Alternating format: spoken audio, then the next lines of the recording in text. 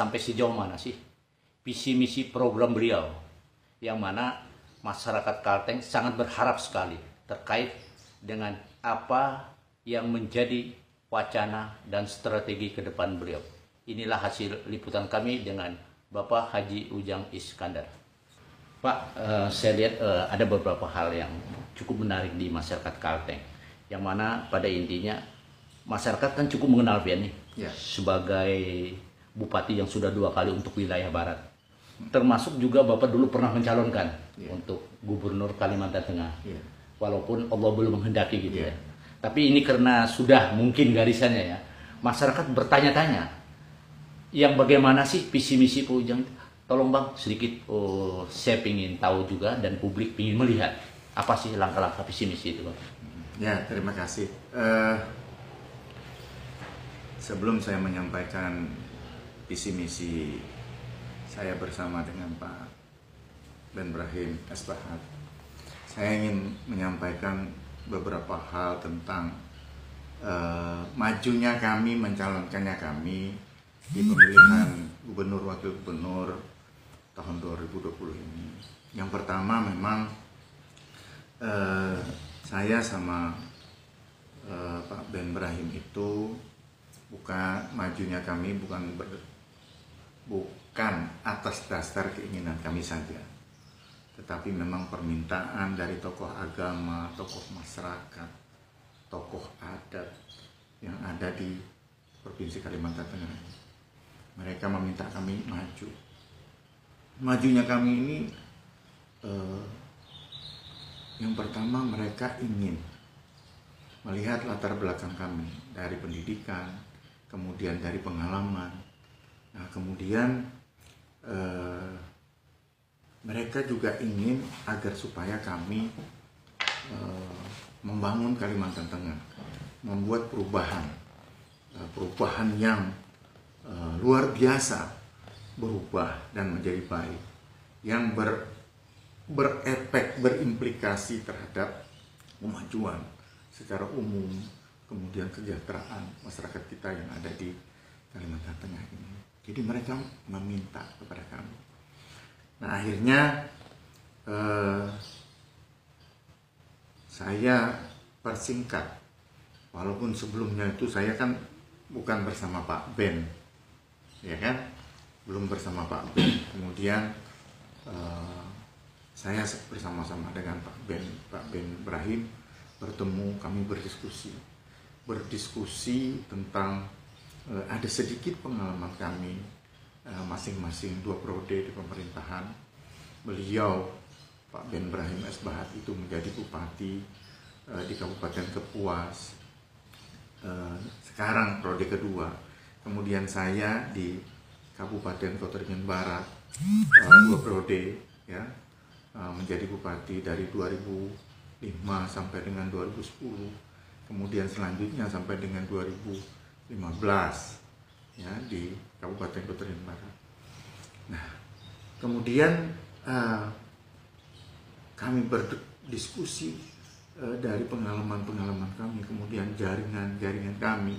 Kami juga berbicara dengan para pengamat ekonomi, berbicara juga dengan para pakar. Kami berbicara juga dengan mantan gubernur, mantan wakil gubernur, dan mantan para bupati wali kota, ya. Dan tentunya mendengarkan aspirasi masyarakat di Kalimantan Tengah. Mau dibawa kemana yang namanya Provinsi Kalimantan? Sebelum saya menyatakan setuju dengan Pak Ben Brahim, ya, saya melakukan observasi, survei saya dulu, ingin tahu, karena kita tahu nih, yang namanya di mana-mana politik ini, apabila ada antara calon muslim dan non muslim selalu dipolitisir, ya, selalu saja dipolitisir. Padahal dalam konstitusi kita, konstitusi Negara Kesatuan Republik Indonesia, itu tidak boleh siapapun, apapun sukunya, agamanya, itu boleh selama dia menjadi warga negara Republik Indonesia, boleh mencalonkan dan dicalonkan oleh masyarakat menjadi kepala daerah. Nah, dalam hal ini baik gubernur maupun wakil gubernur Provinsi Kalimantan Tengah. Tetapi ini menarik buat saya, menjadi perhatian saya juga. Saya akhirnya observasi. Saya bersama-sama teman-teman beberapa coba disurvei. Maksudnya disurvei itu tanyakan kepada para ulama yang ada di Kabupaten Kapuas. Jadi ditanyakan kepada para ulama, kan di sana banyak pondok pesantren. Ya, kita tanyakan kepada ya ketua NU, tokoh Nahdliyin, kemudian Muhammadiyah dan lain-lainnya ya, dan lain-lainnya. Ini banyak sekali. Bukan berarti saya tidak hanya menyebutkan dua ini, saya menghormati, bukan, saya hormati yang, dan memang saya banggakan semuanya, saya cintai semuanya. Tetapi semuanya menyatakan bahwa Pak Ben Brahim itu memang seorang yang bukan Muslim, tetapi terus terang aja kenapa kami memilih beliau Bupati 2 periode di Kabupaten Kapuas itu, karena memang salah satunya kepedulian, perhatiannya terhadap warga Muslim. Tapi bukan berarti yang diperhatikan hanya warga Muslim saja, ya, semua. Jadi semua suku, agama, adat istiadat semua diperhatikan oleh beliau. Itu hasil survei kami menyebutkan seperti itu. Beliau ketika ada hari-hari besar keagamaan Islam, ini mohon maaf saya terhadap seluruh masyarakat, khususnya non-Muslim. Kenapa saya fokusnya berbicara tentang perhatian Pak Ben terhadap Muslim? Kebetulan beliau seorang Kristen, ya kan? Nah, jadi inilah yang menjadi perhatian saya. Bagaimana kalau saya bergandengan, berpasangan bersama beliau ini, perhatiannya terhadap umat Muslim. Karena kalau misalnya beliau kurang perhatiannya terhadap umat Muslim, ini menyulitkan saya nantinya. Menyulitkan saya sebagai pendamping beliau yang sama-sama satu pasangan calon, sama-sama memberikan pelayanan terhadap suku, agama, apapun yang ada di Provinsi Kalimantan Tengah. Nah, berarti intinya kalau kita melihat dari track record Pak Ben walaupun non Muslim ya, artinya karakter beliau cukup beragam, yang mana beliau menghimpun beberapa agama yang ada di Kuala Lumpur. Ternyata fakta membuktikan ya bahwa dia terpilih, berarti keberagaman umat itu menjadi salah satu penjalanan yang luar biasa ya. Ya betul, artinya kan kita tahu Kabupaten Kapuas itu mayoritas Muslim. Kemudian Kabupaten Kapuas itu langsung berbatasan dengan Banjarmasin. Banjarmasin itu Muslim, fanatik, banyak sekali ulama-ulama sufi di sana. Luar biasa. Tetapi Pak Ben ketika maju, beliau 2 periode di Kabupaten Kapuas. Dan tanggapan para ulama di Kabupaten Kapuas luar biasa terhadap beliau. Saya tanyakan kenapa? Kenapa kok perhatian respon Pak Ben luar biasa terhadap Muslim? Pak Ujang, kata para ulama, para tokoh agama, Pak Ben itu tidak segan-segan setiap hari-hari besar Islam. Beliau masuk masjid, masuk musola, beliau pakai peci, bergaul dengan segala tokoh agama, ulama kita. Jadi rasa-rasanya ya seperti sama aja dengan kita, seperti orang Muslim juga. Begitu tanggapan para ulama. Itulah akhirnya membuat menjadi ketertarikan saya untuk berpasangan dengan Pak Ben Brahim. Ya. Kemudian selanjutnya terus terang saja kami banyak berdiskusi dengan Pak Ben itu. Salah satunya goal kami berdua ini, goal Pemprov Kalteng ke depan ini adalah perubahan, dipimpin oleh pemimpin perubahan. Ini kan tidak mudah. Mau perubahan yang seperti apa? Ya? Jadi mau perubahan yang seperti apa? Ini terus terang saja, karena Pak Ben Brahim ini 10 tahun lebih beliau, mulai dari Kepala Dinas Kabupaten Kapuas, kemudian Kepala Dinas PU Provinsi, akhirnya jaringan beliau di Dinas Pekerjaan Umum itu sampai ke Kementerian PU luar biasa. Nah, seperti yang sekarang, Menteri PU yang sekarang itu teman, sahabat beliau. Ya, sahabat beliau. Artinya apa? Jaringan networking yang seperti ini sangat kita perlukan untuk membangun Kalimantan Tengah ke depan yang lebih baik, yang lebih maju. Nah, ditambah lagi saya bupati 2 periode, otomatis networking saya juga betul-betul sudah terbentuk. Komunikasi kami baik dengan eksekutifnya yang ada di sana, kementerian, maupun dengan legislatifnya. Pendek kata, kami tidak lagi merasa kikuk atau perlu beradaptasi, enggak. Artinya begitu kami dilantik, kami langsung running, langsung kencang kecepatannya. Kan begitu nih. Karena ini sudah menguasai medan ya, artinya Sangat. secara keseluruhan di masing-masing para pihak, terutama Pak Ben sudah 2 periode sebagai bupati, Pak Ujang juga sudah 2 periode sebagai bupati. Jadi untuk strategi ke depan sudah bukan asing lagi gitu ya. Artinya bagaimana untuk bisa memajukan Kalteng ini dalam perubahannya nanti gitu ya. Nah, saya sedikit Bang melihat apa yang Anda katakan kesejahteraan rakyat. Ini kan kebanyakan orang rata-rata menjual kesejahteraan rakyat. Yang maksud kesejahteraan rakyat itu yang bagaimana? Begini, jadi ketika kita berbicara tentang kesejahteraan, berarti kan ada 2 itu yang harus kita perhatikan. Artinya mikro dan makro. Mikro berarti bagaimana kita menangani persoalan-persoalan masyarakat yang menengah ke bawah. Masyarakat menengah ke bawah ini harus kita buatkan instrumennya mereka. Buatkan instrumennya. Instrumennya seperti apa? Ya, kita bikin bersinergi dengan yang menengah ke atas, para investor, para pengusaha. Karena bagaimanapun juga APBD, APBN, ya, anggaran pendapatan dan belanja negara dan anggaran pendapatan dan belanja daerah itu kurang lebihnya hanya membuat stimulus 20% saja. 20% saja untuk membuat stimulus, selebihnya 80% itu adalah dari pihak swasta, dari pihak para pengusaha, para investor. Nah, maka dari itu ini tidak bisa terpisahkan antara yang bawah, tengah, dan atas. Ini harus bekerja sama dengan baik. Siapa fasilitatornya? Itu adalah pemerintah. Pemerintah harus bijaksana. Pemerintah itu harus adil agar supaya semua kepentingan ini terakomodir. Jadi kita jangan sampai membuat kebijakan hanya untuk kebijakan atas saja, hanya yang di tengah saja, keluarga saja, tim sukses saja, bawah saja, tidak boleh. Jadi kita membuat skemanya itu harus satu kesatuan. Bawah, atas, tengah, semuanya ini harus kita rangkul bersama-sama dalam membuat perubahan yang Kalteng maju dan sejahtera itu. Nah, ketika kita berbicara tentang kesejahteraan, maka kami ada 2 ini. Ada 2 tadi, coba kami sinergikan antara suara bawah, aspirasi masyarakat bawah. Aspirasi masyarakat bawah ini apa sih? Lapangan pekerjaan. Lapangan pekerjaan. Kita harus siapkan lapangan pekerjaannya. Harus kita sanggah nih seluruhnya. Jangan hanya masyarakat yang mampu saja yang bisa bersekolah. Ya, tetapi masyarakat yang tidak mampu pun harus kita siapkan anggarannya.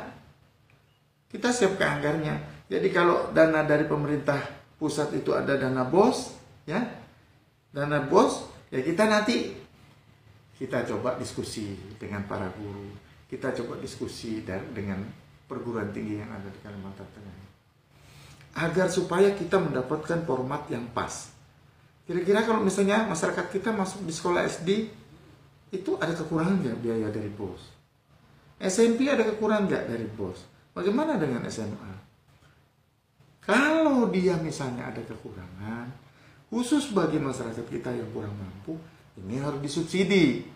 Karena kita tidak mau terjadi ketimpangan sumber daya manusia di Kalimantan Tengah ini. Jadi jangan sampai yang memiliki sumber daya manusia yang handal-handal, yang hebat-hebat itu adalah masyarakat yang mampu saja. Sementara masyarakat yang kemampuan ekonominya lemah, akhirnya mereka semakin terpuruk. Itu sering dikatakan masyarakat yang kaya makin kaya, yang miskin makin miskin. Ini kita harus berantas itu. Nggak boleh terjadi hal seperti itu. Dengan cara apa? Dengan cara berkolaborasi antara satu bawah, tengah, dan atasnya kita berkolaborasi. Nah, program-program kami yang ada di pendidikan, misalnya kami menyediakan anggaran melewati APBD dan mungkin pihak ketiga yang tidak mengikat. Kami itu menganggarkan 2.500 akan kami anggarkan untuk beasiswa. Kami akan sanggah masyarakat kita yang mau masuk perguruan tinggi itu biasanya susah tuh, terutama masyarakat kita yang kurang mampu. Iya. Ketika dia mau masuk perguruan tinggi, anak ini mampu, tapi orang tua nggak mampu. Iya. Nah, ini kita kasih nih, kita siapkan anggarannya, kita sediakan anggaran sehingga masyarakat kita ini bisa mengenyam pendidikan tinggi. Ya, nah kemudian yang S1, setelah dia masuk perguruan tinggi, nanti kita seleksi lagi. Kita seleksi lagi. Masyarakat kita yang kurang mampu, tapi intelektualitasnya, kemampuannya, keinginannya hebat, kita sanggah lagi, kita kasih lagi dia dengan beasiswa. Kemudian masyarakat berprestasi secara umum. Ini juga kita harus siapkan demi keadilan. Ini demi keadilan. Sekali lagi, pemimpin ini harus berpikir komprehensif. Harus berpikir secara menyeluruh. Harus berpikir secara menyeluruh. Apa yang menjadi target pemimpin itu? Adil. Jadi kita harus adil, semua harus kita siapkan. Nah, dari sisi pendidikan. Nah, kemudian dari kesehatan. Kesehatan ini kita menyiapkan anggaran untuk mensubsidi ataupun membayar sepenuhnya BPJS, ya, BPJS. Jadi kita bayarkan seluruhnya agar supaya masyarakat kita yang di bawah, yang kemampuannya kurang mampu. Nah, kemudian yang berada di tengah, di posisi abu-abu antara kurang dan mampu. Ini juga jari pengamannya harus kita buat. Kenapa? Jangan sampai ketika kita membuat bermacam-macam program, begitu masuk rumah sakit mereka jatuh lagi miskin. Nah, ini kita harus sanggah. Kita sanggah. Nah, kemudian selanjutnya rumah sakit, ya, rumah sakit, puskesmas, posyandu, ini juga harus kita benahi, sehingga masyarakat kita yang kurang mampu nanti dia tidak usah repot-repot lagi datang ke ibu kota provinsi, datang lagi ke ibu kota kabupaten. Kita harus menyadari bahwa yang namanya masyarakat kurang mampu, ini berarti kan dalam segala hal, termasuk untuk biaya transportasi pun mereka tidak mampu. Nah, ini harus kita siapkan pelayanannya di ibu kota kecamatan. Harus kita siapkan.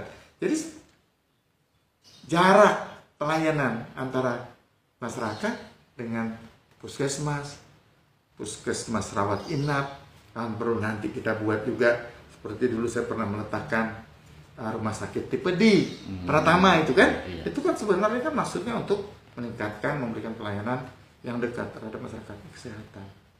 Nah, ekonomi ini kami menyiapkan anggaran 50 miliar, ya. Jadi kami siapkan anggaran itu untuk permodalan 50 miliar supaya UMKM ini bergerak. Artinya anak-anak muda, milenial, ini kita didik. Kalau kita sudah menganggarkan beasiswa ini, kita didik mereka agar supaya kaum milenial ini tidak semata-mata berharap menjadi pegawai negeri saja, tetapi mereka kita didik menjadi seorang entrepreneur, ya. Jadi seorang pebisnis yang muda-muda ini kita buat. Kenapa? Agar supaya mereka ini tidak mindsetnya kita harus berubah dari yang pencari kerja menjadi pencipta lapangan pekerjaan. Jadi kreatif sendiri nanti. Harus kreatif. Harus jadi kreatif. Jadi nanti UMKM jadi ekonomi rakyat ini betul-betul kita hidupkan nanti dengan kita berikan pinjaman yang sangat luar biasa. Paling-paling kita hanya provisinya saja lah, tidak usah berbicara yang segala mau untung, karena pemerintah itu kan bukan bisnis, tapi memberikan pelayanan, pemberdayaan masyarakat. Nah, ini ekonomi. Nah, coba kita sinergikan dengan makronya. Selanjutnya, makroekonominya, kemudian kita akan mengundang para investor. baik dalam maupun luar negeri, ya kan? Dalam, luar negeri. Tapi kita memang berusaha nih, berusaha kalau ada yang luar negeri, dia harus tetap mengedepankan orang kita, nasional maksudnya, ya, di dalam negeri maupun masyarakat kita yang lokal. Ini kita harus berdayakan. Tujuannya apa? Agar supaya tumbuh, muncul pengusaha-pengusaha muda di Kalimantan Tengah ini. Nah, begitu. Nah, yang kita undang para investor ini tidak ada lain adalah investor-investor yang ketika mereka mau berinvestasi di Kalimantan Tengah, mereka nih akan membuka lapangan pekerjaan banyak, ya, membuka lapangan pekerjaan banyak di Kalimantan Tengah ini. Nah, ketika mereka datang mau berinvestasi, membuka lapangan pekerjaan buat kita, nih kami berjanji, kami akan memberikan kemudahan-kemudahan, akan memberikan pelayanan-pelayanan. Ini terus terang aja, ketika Ben Ujang ini terpilih, nggak ada lagi urusan minta saham dan lain sebagainya. Nggak. Kami janji, nggak ada urusan minta saham segala macam, itu nggak ada. Terus terang aja, kami nggak ada. Kami permudah. Yang penting multiplier efek investor datang di Kalimantan Tengah berinvestasi itu adalah bisa mengayomi, bisa mesejahterakan masyarakat kita yang ada di Kalimantan Tengah. Kita buat MOU-nya. Kita buat MOU kesepakatannya dengan investor ini antara pemerintah provinsi. Tentu nanti kita bersama-sama dengan legislatif, DPRD juga. Karena bagaimanapun itu wakil rakyat, kita libatkan. Ya, kita libatkan mereka semuanya. Nah, kita buat MOU-nya. Ketika berpuluh-puluh bahkan beratus-ratus investor mau berinvestasi di sini, kita tahu kondisi Kalimantan Tengah saat ini infrastrukturnya masih minim. Ya, tentu ini yang menjadi tantangan, yang menjadi pertanyaan oleh kawan-kawan kita para pengusaha dalam dan luar negeri. Pak, bagaimana kami berinvestasi di Kalimantan Tengah? Jalan tol nggak ada, kereta api nggak ada, pelabuhan yang langsung bisa ekspor import belum ada, bandaranya juga masih belum, kita belum bisa langsung dari Cilikriwut, dari Iskandar, dari Bandara Haji Hasan Sampit, belum bisa langsung ke Singapura misalnya, ke Malaysia, KL, belum. Ini kan menyulitkan karena bagi pengusaha, terutama yang sudah multinasional, apalagi internasional, mereka tuh time is money. Waktu ada uang, mereka lihat jarak, kemudian penggunaan waktu yang sangat se-efektif dan se-efisien. Nah, jadi ini harus kita perhatikan. Nah, modal MOU tadi, kesepakatan tadi dengan para pengusaha, saya sama Pak Ben Brahim, nanti kita akan bawa ini dengan Kepala Bappenas, menghadap dengan Bapak Presiden, mohon petunjuk Pak, ini para investor ini sudah ada MOU dengan kami, ada 10, ada 20, bahkan lebih dari itu investor mau berinvestasi. Tapi semuanya rata-rata mengatakan, Pak bagaimana? Jalan kami tidak ada, kami mohon petunjuk. Jadi desain perencanaan Bapak untuk bisa meningkatkan paling tidak penyerapan ya, yang mana investor bisa masuk, penyerapan tenaga kerja bisa terakomodir. Yang utama itu ya, menjadi salah satu prioritas sehingga masyarakat Kalteng merasa mendapat satu pekerjaan yang layak ya. Yang selama ini kan masyarakat sering bertanya-tanya, dia dengan begitu potensi yang cukup lumayan besar, sementara investor mau masuk masih tergendala. Nah, sehingga dampak pekerjaan masyarakat terbatas. Mungkin selain pada itu, Pak Ujang, saya sedikit melihat sasaran-sasaran yang target ini nih kemana aja sih arahnya yang bisa memunculkan alternatif income bagi masyarakat itu? Ya, tadi kan pertama kita ekonomi kerakyatannya. Itu akan kita galang dengan UMKM. Tadi kita konkret nih. Konkret ada 50 miliar di samping instrumen lain ya, bank dan sebagainya. Kan kita punya Bank Kalteng.